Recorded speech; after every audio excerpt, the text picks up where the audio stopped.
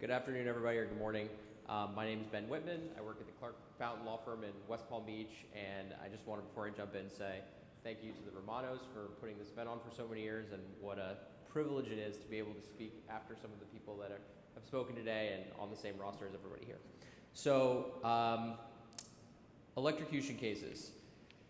I'm going to talk a little bit about what we see and the fact patterns, and then I'm going to talk a little bit about strategies and what to look for. So here's kind of what we see and what you should be looking for in these types of cases.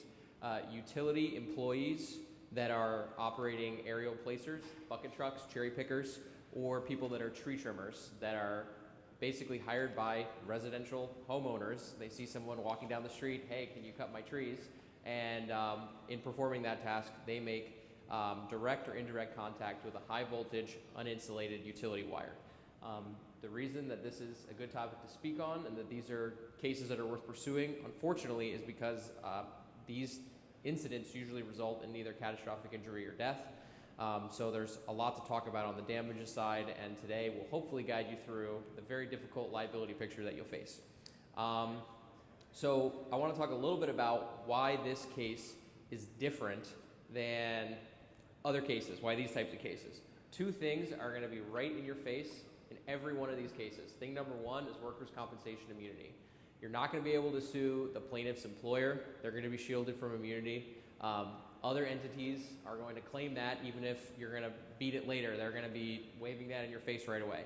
The second thing that is going to be waved in your face immediately is this accident was your client's fault. This accident was the decedent's fault. They should have seen the wire, or it was a co-employee's fault. They'll also say, well, somebody else on the scene that was employed by the same company might have caused or contributed to this. You can't sue the employer for the co-employee's negligence. That's part of the comp. So those two things are going to be slamming you in the face immediately. You need to be aware of that.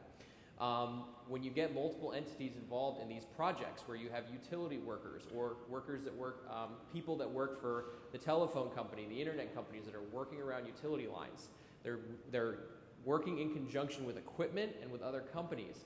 All these people that you're going to sue have relationships with each other. They do business together. They are going to circle the wagons and not blame each other. They also may have contractual obligations to each other based on equipment that was sold, based on jobs that were being performed. We have cases where the defendants are suing each other, cross-claiming each other when they can't agree on who's going to defend who and who's paying for what lawyer, and that can make your case very complicated too. We have a case right now where we have defendants coming to us saying, here's the money that we have to settle your case, and we acknowledge that's enough money to settle the case with you, but we can't settle it because one of the co-defendants has sued us, and if we settle with you, we're still riding this case, so we can't settle. So it can get a little bit complicated. That's another thing to look for. Investigating this case, in these types of cases, usually, as we all know, you're not getting called the day after an incident. You're getting called sometimes much later. Because so many of these cases are wrongful death cases, the 2-year statute of limitation is going to be knocking on your door sometimes immediately, so you need to get to work. A lot of people say, well, why don't I wait for the OSHA report? OSHA's going to do this whole investigation. They're going to interview people. They're going to photograph things. They're going to measure things. OSHA doesn't care about your case. OSHA's not in a rush to get things done. We've had OSHA reports come out 3 years after an incident. That's a year too late to help you identify defendants. The OSHA report can be helpful, but you have to do your own homework, and you have to do it quickly. Another thing that's an important time-sensitive consideration is proving that the plaintiff or the decedent was actually electrocuted. A big defense issue is, where's the burn? Where's the burn mark? How can you prove that this person was killed by electricity, a source that we owned or that we're responsible for? So you have to go to the scene as quickly as you can and identify everything you can there, burn marks, anything you can to show that this actually happened. And that's time-sensitive because that evidence can go away over time. The other thing to consider is filing a pure bill of discovery. Nobody is going to help you investigate your case. You may need to file a pure bill to get in front of the judge to either get records or come to an agreement on when inspections can happen, how they can happen, and other things like that. It also gives you subpoena power, which can be helpful. Even if you don't name someone in the pure bill, you have a case open and you could issue a subpoena to somebody else. Sometimes the defense lawyers are smart enough to realize they don't need to respond to that. Other times they just respond anyways, but it can be helpful in your investigation. So I want to talk about tree trimmer cases first. There's a lot to talk about here. They're a little bit counterintuitive. When I've done several of these now, and the first one I was like, I don't even know where we're going to go with this. And after digging in, there's actually a lot to talk about. So in this particular case, I can't see where it's going. There you go. So my client was on this ladder when, well, I should say he was hired to trim these 3 palm trees. And as you can see, he trimmed these 2 just fine, and he was trimming the 3rd one here on this picture. And as he was trimming the palm fronds, one of the palm fronds was severed from the tree, which is what he was trying to do, and it slid towards the high voltage uninsulated wire. So he did not make direct contact. He made indirect contact, which is more common, and it hit the wire, and it blew him off the ladder, and he fell into that little bed of plants. And what you can't see behind the ladder is there's a giant rock there, and he broke his neck, and he was rendered a quadriplegic. It's a very sad case. So this is the picture you get, and you have to figure out where you're going to go from here. As I mentioned, in this case, and in many cases that we've seen, and we know from talking to other lawyers that have had them, these tree trimmers are not Asplund or Lewis Tree employees. These are people that are literally going down the street saying, we'd love to trim your trees, we'll charge you $250, whereas Asplund might charge you $2,500 or $5,000, something like that. So they're usually on an aluminum ladder. They're usually using a gas-powered chainsaw. Sometimes they're also using harnesses. And again, direct contact cases exist. They're a little bit more rare because direct contact means you actually touch the wire. So it's usually you're able to see that. So it's unlikely to happen. But what you see more commonly is the indirect contact, where something makes contact with the wire that's also making contact with the plaintiff. So there are multiple potential defendants, which I'll run through. The equipment manufacturer, the ladder or the chainsaw, unless you see a broken ladder or a chainsaw that exploded, they're probably not going to be a defendant, but it's crucial that you obtain those items and that you preserve those items, because whoever you sue is going to say, why didn't you preserve them? Where are they? We didn't know what they were using. We didn't know how it was. So you have to get that and secure it anyways. You also may find evidence on the equipment that they had of the burn mark, which is, again, going to be very important. Okay, property owner. This is the most counterintuitive defendant, but it's the most interesting, because if you have a homeowner's insurance policy, $100,000, $300,000, or some other low-lying limit, and a deceased person or a catastrophically injured person, you're automatically going, okay, the damages are really bad, the liability may be shaky, but let's send a time limit demand and see what happens. If the damages are bad enough and you can articulate the liability theories well, you can probably get them to pay the limits and give you some seed money for your fight against the utility company. And in short, the utility company that owns the wires where this incident happened, so in South Florida area, it'd be Florida Power and Light. I think in Orlando it's Duke, Lee County Electric on the West Coast in certain areas. You go on their website. Every one of these utility websites advises the customers, this is what you need to do as a customer in order to create a safe environment. And these are your obligations as someone that has high voltage, uninsulated utility lines on your property. So your theories against the property owner are, you didn't warn the tree trimmer. That's a pretty tough one. You're trimming trees. You should know there are wires. But the utility company tells people only use qualified tree trimmers. Make sure that they have the right equipment. Don't put untrained people within 10 feet of lines. Make sure they have the right equipment. I may have said that once. This is really interesting, and I'm going to move it to this because this is really blown up. This is from a very large utility company in Florida. This is from their website. And this is a document that's telling people, put the right tree in the right place. What does that mean? Don't put a tree that's going to become massively overgrown too close to a utility wire, because the branches are going to grow at or near the wire and create a safety risk, a safety hazard. And if you look at this diagram and then think about everyone's yard that you've ever been in the state of Florida, no one is following this recommendation. So the homeowner does have some liability in these cases.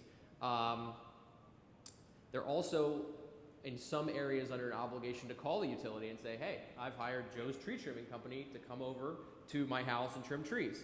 And the utility companies, if you call them, will either tell you, Joe's Tree Trimming Company is not qualified to do this job. Please don't let them do it. You need to get off your wallet and spend more money. Or they could say, we're going to send out a utility employee to evaluate what you're proposing and let you know if this job is safe or not. Everyone knows here in this room that that's never going to happen, because it doesn't happen. But it gives you liability arguments against the homeowner. So, tree trimming contractor. The utility companies are under a legal duty, which I'll talk about in a minute, to make sure that the lines are cleared. Most utility companies, instead of hiring a team of tree trimmers, contract this work out to third parties, Lewis Tree, Asplund, and other large companies. You probably want to name this entity as a defendant in your case. However, the case against the contractor is going to be difficult because they're going to say, the utility told us what house to go to, when to go there, how often to go there, what to cut, how to cut it. So we were only doing exactly what we were told, no more and no less. What you will argue is that you didn't trim enough trees, you didn't take trees down. You know, there's not a lot to talk about there because they're always going to have that good defense. Here's why you need them. The utility companies are really rich, they're really powerful, they have a lot of money, and these tree trimming companies really want this contract. And they will basically sign any contract that they need to in order to get this work.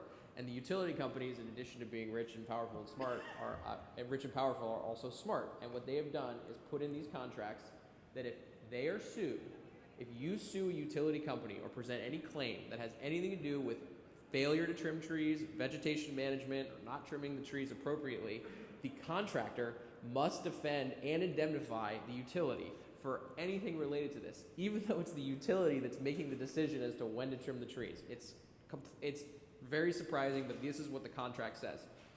I'm going to talk in a minute about the utility company's obligations, and I'll also point out that there are times when punitive damages are appropriate. In these cases, obviously you can't contract away punitive damages, so you'll still have a hook into utility company money.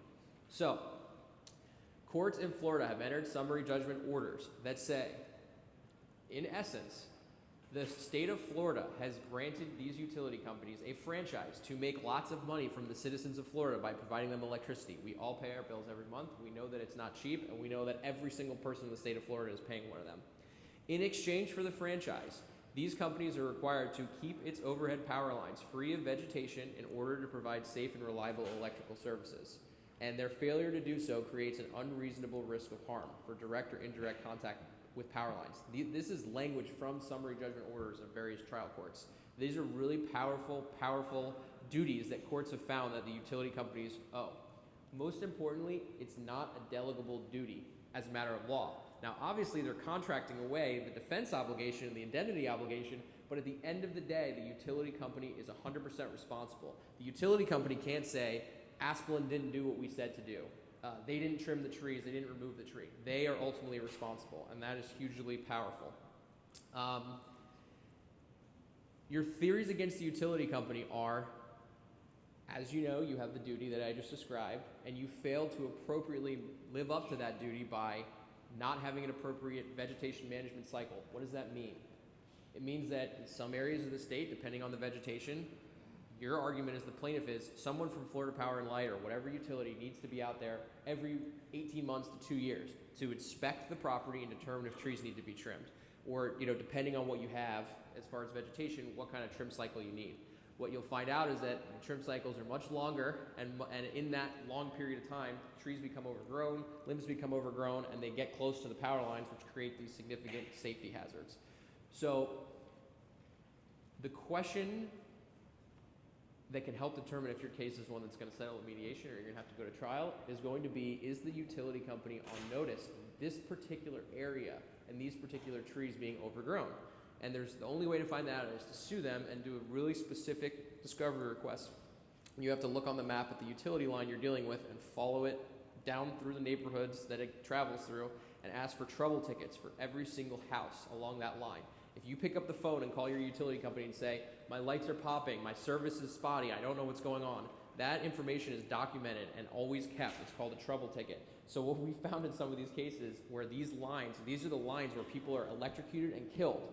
Ultimately, in the year leading up to that, in the months leading up to that, people all over the neighborhood are calling going, God, our lights are popping, there's trees in the wires, get out here and trim it.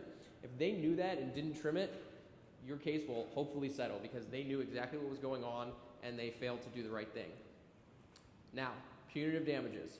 You apply the same principles I just described, and people around the state of Florida have successfully proffered courts to get punitive damages on the verdict form because the utility companies know very, very, very, very, very well that hundreds of people have been catastrophically injured and killed in these types of incidents.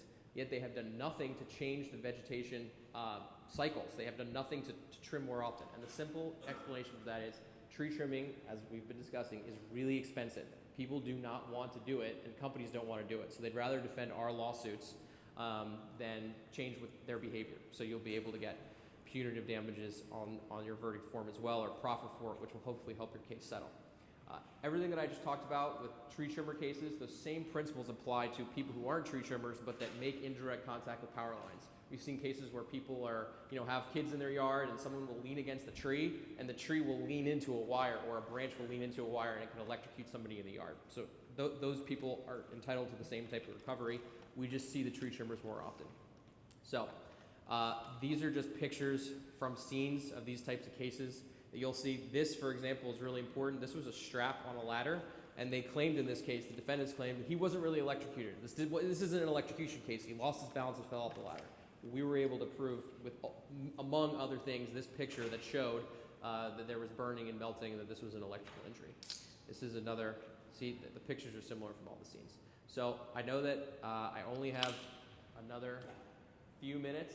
Okay, so I'm going to run through aerial device cases very quickly, a lot of similar issues, because you have workers, employees who are in these, it's really, everyone refers to them as bucket trucks. The defense lawyers refer to them as aerial placer units because they want to justify how much they cost because they're very expensive. These trucks are used for things that are really dangerous. This is a stock photo that we found. You can see this is what a professional tree trimmer is using to trim around trees and could use for uninsulated wires. I don't know if you've ever seen this when you're driving around, but anytime I see this, I mean, this is an incredibly dangerous situation that the people in these aerial placers are doing. You can see that the trucks are around wires, near wires. They're using tools to touch things near wires. And if you're in an uninsulated bucket truck, then, and you make any contact with anything, you're probably, and you're in that truck, you're likely to be killed. If you're working for a utility directly, you're probably in an insulated truck, which has a fiberglass bucket, which will likely protect you. But either way, these are still incredibly dangerous situations, and they're a little bit complicated to figure out. This is a case we're working on now. Our clients, the decedent in this case, was in this bucket truck, and he was laying fiber optic wire on the low lines here, and somehow made contact with a high uninsulated power line up here. No one could figure out why. He was killed and left behind a family. So we were hired to figure out what happened and unfold into this case. So before I get into the super specifics, one thing that we found in these types of cases that's helpful is to use the comp immunity to your favor in your investigation. Under the statute, the comped out employer is required to preserve evidence, give you non-privileged documents, and give you statements of people who were at the scene, which can be really, really, really helpful to your investigation. My suggestion would be to use them, to force them to provide this information under the statute, and then after you've gotten everything you're going to get from them, you should just sue them for gross negligence anyways to see what will happen. But don't do that until after you've gotten everything from them, because they won't help you anymore after you sue them, obviously. Lots of defendants in this case. I'll run through each one as quickly as I can, but your goal in these types of cases, with these types of injuries, with this type of equipment, is to bring every single person that you can to the table. Because the more complicated this case is going to be, the more expensive this case is going to be, the more likely the defense lawyers are going to have to write a letter to the adjusters or the whomever it is that's evaluating this case to say, even if we win, this is going to be really expensive, so we should try to find a way out if we can. So this is a picture of an uninsulated bucket truck. You can see that where the operator actually sits, that's all metal. So they're not going to have any protection, and that's what happened in the case that I'm describing now. So one theory that you can argue is that you shouldn't sell uninsulated bucket trucks. The people that manufacture these trucks are not going to pay on that theory. They're going to defend that because they're going to say, we make a cheaper product, we make a more expensive product. Your client's employer bought the cheap one. That's your problem, not ours. And that's actually a pretty good defense, and they usually will win that. If you're going on a theory that something malfunctioned in the bucket truck, you may get a little further. And if you're going on that theory, one thing that you should do is identify component manufacturers. So for example, if you have an All-Tech bucket truck, you may have a Honeywell hour counter or hydraulic system or joystick system. Name everybody that you can find, because as I said, the more people you can bring to the dance, the more likely you are to get your case resolved. And in this particular case, we identified Honeywell, and they said, we had nothing to do with that part of the truck, but we want to get out of this case. We don't want a release of anybody else. You can still push forward on every element of your case. Here's some money, so we just don't have to deal with it. So the more people you can identify, the better. In this case, we figured there was a problem with the joystick, so we took the joystick and box off the truck, And unfortunately, what we found out very recently was, as you can see, maybe, there you go. This is the emergency stop button, and you can see all the cracks around it where the driver smashed into it to try to stop the bucket truck, which it did not before he went into the wires. So we think that there's a malfunction. In order to see what was going on with the joystick, we had to take it apart. As you can see, there's corrosion, and there were other issues with the switches, but in order to get a really clear picture, we went to Greenville, South Carolina, and stuck the joystick in this giant CAT scanning machine to get clear pictures, which are going to help us hopefully get the case resolved. I'm going to just slide through the rest of this as quick as I can, but there's a lot of other people besides the bucket truck manufacturer in these types of cases that you can get involved. This is a map of where it happened, and you can see that this is just really complicated. The truck, our client's truck, was here, and there's like 4 properties that all meet in this one little area. So everyone's like, well, that's not our tree. That tree didn't block him. These aren't our wires. This isn't our property. So we had to go out, and we had to do a survey, and we had to put all this together, and we brought every person that we could to the table to have them all blame each other and put together a package of property owner defendants to get that part of the case settled. This was the survey we did, and then the other thing that you'll find, and I'll try to wrap it with this, the other thing that you'll find is that the company that employs the people using these trucks, these jobs are complicated, these jobs are expensive. You don't just show up and decide to lay fiber optic cable or do other work on utilities. There's an engineering company that comes out to look at the job site. They evaluate the safety of the job. How many people do we need? What kind of equipment are we going to use? Do trees need to be trimmed? Does land need to be moved? Does other stuff need to happen before these workers can go out here and do this? The engineering companies that do this work are generally not the same person that employs your client or the decedent. You can sue them for negligence. They are not going to be able to raise comp as a defense.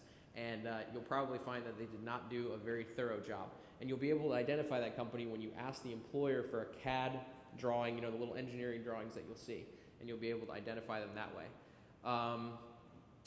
And same theory against, you know, if they have to hire a separate entity to trim the trees to make way, or they have to hire another company to move something to make your job safer, to make your client's job safer. Anybody who you can say that has anything to do with this job is somebody that you want to sue and bring to the table. And I think that that's all. I know I see people are taking pictures. If you need anything on one of these cases, we have discovery, complaints, answers, forms, cross claims, you know, experts, everything. So we're happy to share any of those. Please reach out to me. Again, thank you guys so much. Enjoy the keynote speaker. Have a good day.